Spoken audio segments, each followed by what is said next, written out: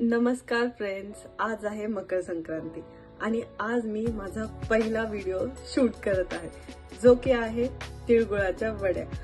Actually आम्ही तैवानला राहतो आणि तैवानला ह्या सगळ्या गोष्टी करणं थोडंसं मुश्किल असतं, पण आम्ही मॅनेज करतो सगळं, कारण की आपले भारतीय सणवार आपण सेलिब्रेट केले पाहिजे.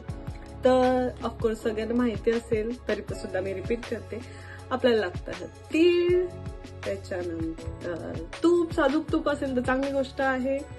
त्याच्यानंतर आपल्याला लागतो गूळ, त्यानंतर ऑफकोर्स पॅन लागतो, पण आमच्याकडे पॅन नसल्यामुळे आम्ही कुकर यूज करतो, मल्टीपर्पज.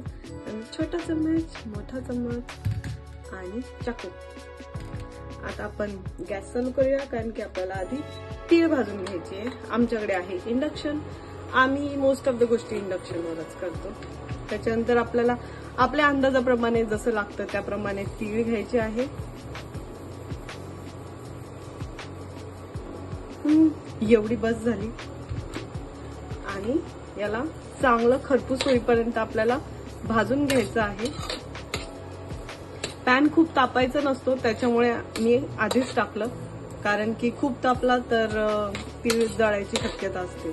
त्याच्यामुळे आपल्याला थोडंसंच भाजून घ्यायचंय, खूप भाजायचं नाही. हिला मी तशी आधी थोडीशी भाजून ठेवलेली होती, कारण की तीळ भाजून ठेवली तर चांगली असते, ती खराब होत नाही. कारण की तैवानमध्ये इकडच्या वातावरणात थोड्या गोष्टी खराब होण्याची शक्यता असते.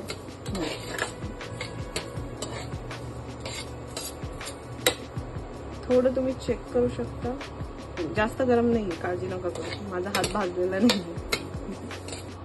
याला आपण एका प्लेट मध्ये काढून घेऊया. अशा प्रकारे थोडे गार होऊ देऊया.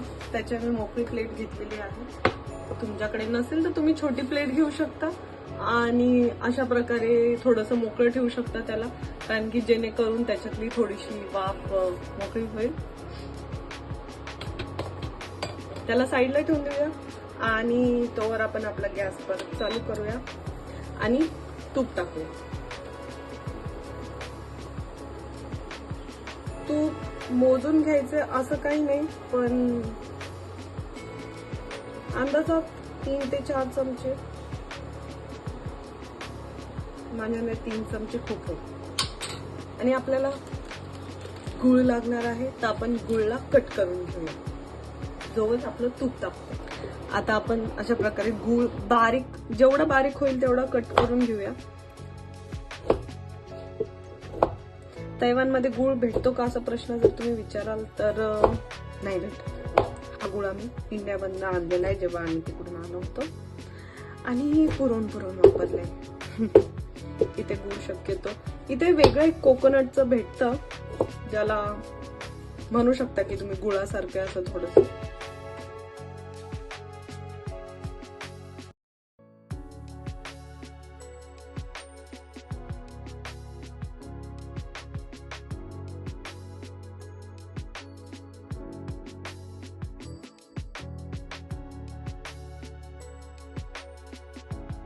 एवढा गुळ आपल्यासाठी भरपूर होणार आहे. जेवढा आपलं क्वांटिटी घेतलेली आपण, तर एवढा गुळ भरपूर आहे. आता आपला पॅन आलेला आहे विकत. तूप ऑलरेडी आपलं गरम झालेलं आहे. त्याच्यामध्ये आपण आपला गुळ ऍड करून घेऊया, जेणेकरून तो वितळेल.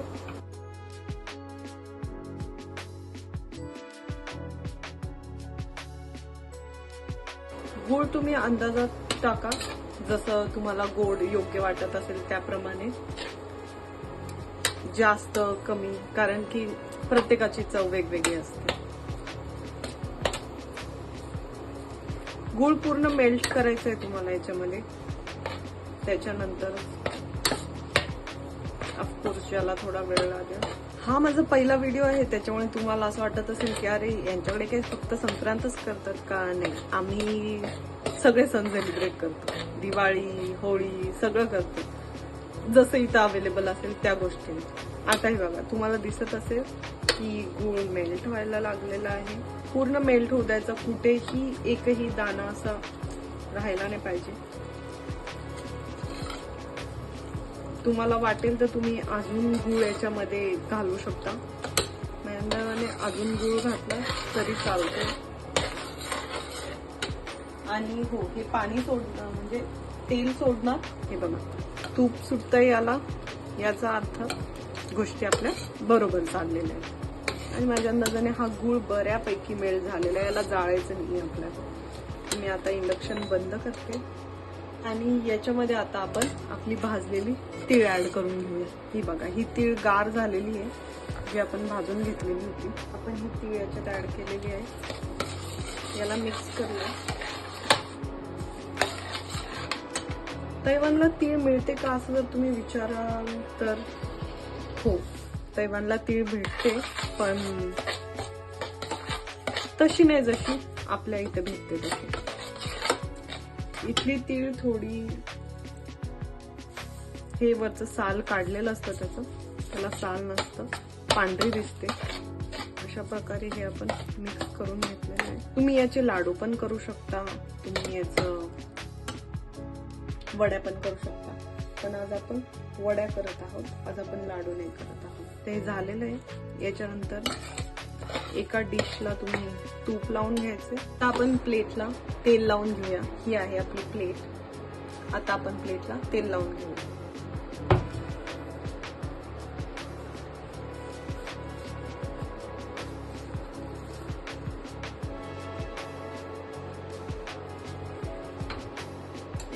आणि आता आपल्याला यावर सारण ओतायचं.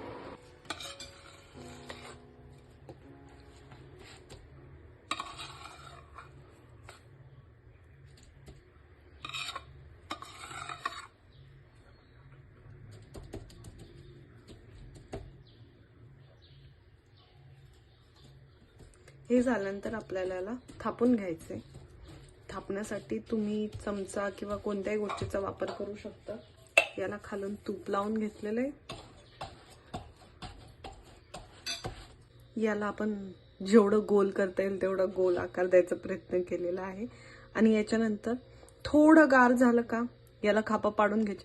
पूर्ण गार होऊ द्यायचं नाही, थोडंसं गार झालं का, अजूनही हे गरम आहे, थोडं गार झालं ते याला आपण खापा पाडून घेऊ. मग याला रेस्ट होऊ देऊ थोडा वेळ. आता आपण याला छान अशा चौकोनी खापा पाडून घेऊया.